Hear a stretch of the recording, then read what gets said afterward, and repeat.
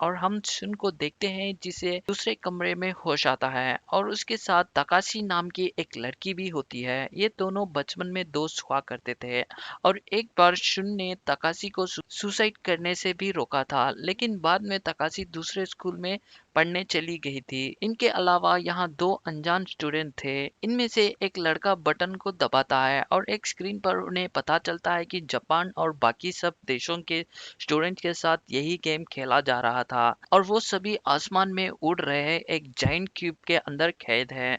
इस क्यूब में ना तो पुलिस या मिलिट्री पहुंच सकती थी और चारों की तरफ एक दहशत फैली हुई थी। लाखों बच्चे पहले से ही मरे जा चुके थे और कुछ पॉलिटिशियंस इसे एलियंस का अटैक कह रहे थे क्योंकि यहाँ टेक्नोलॉजी सबके समझ से बाहर है। आम लोगों को यहाँ सब लाइव दिखाया जा रहा था और वो सभी बचे हुए बच्चों को गार्ड के बच्चे बुला रहे थे। सुन समझ जाता है कि गवर्नमेंट उन्हें बचाने के लिए कुछ कर नहीं पाएगी। इसके बाद इन सभी का तीसरा गेम शुरू हो जाता है और वहाँ एक दरवाजा खुल जाता है जहाँ से चार डॉल्स अंदर आ जाते हैं।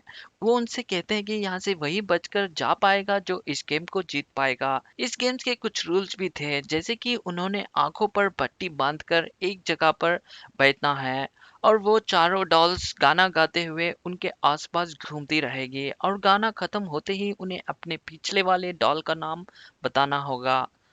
अगर किसी ने उस डॉल का नाम सही से नहीं बताया तो वह मर जाएगा।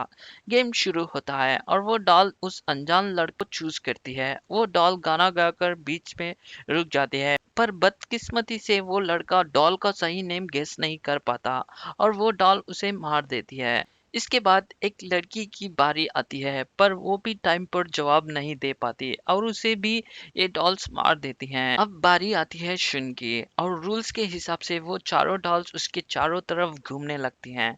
फिर गाना खत्म होते ही एक डॉल शुन से नाम पूछती है, पर शुन शांत रहता है। तभी एक आवाज आती है कि द टाइम इज ओवर।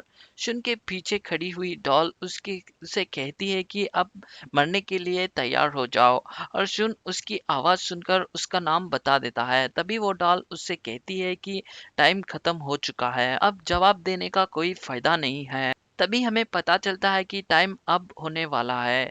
यहाँ म्यूजिक शुन से फोन से आ रही थी। दरअसल शुन ने पहले ही दो गेमों में इस ऑडियो को अपने फोन पर रिकॉर्ड कर लिया था।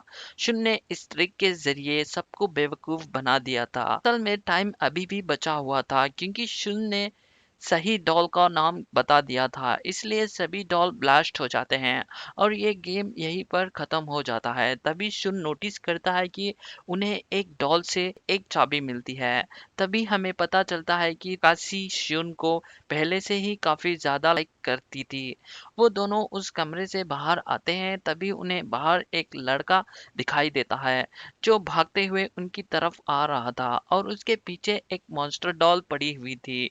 वो लड़का शुन से कहता है कि वो तीनों एक दूसरे के साथ पकड़ लें। वो सभी ऐसा ही करते हैं और वो मास्टर डॉल उन्हें नुकसान ना पहुंचाते हुए वहां से चली जाती है। इसका मतलब था कि अगर इस गेम में किसी ने भी एक दूसरे का हाथ ना पकड़ा तो वह मास्टर उसे मार देगा। तभी शुन को तभी सुन को इचिका अकेली भागती हुई नजर आती है और वो सही टाइम पर उसका हाथ पकड़कर उसे बचा लेता है। फिर इन्हें कुछ और स्टूडेंट्स भी मिलते हैं और इन सभी के सामने एक बड़ा सा डोर आ जाता है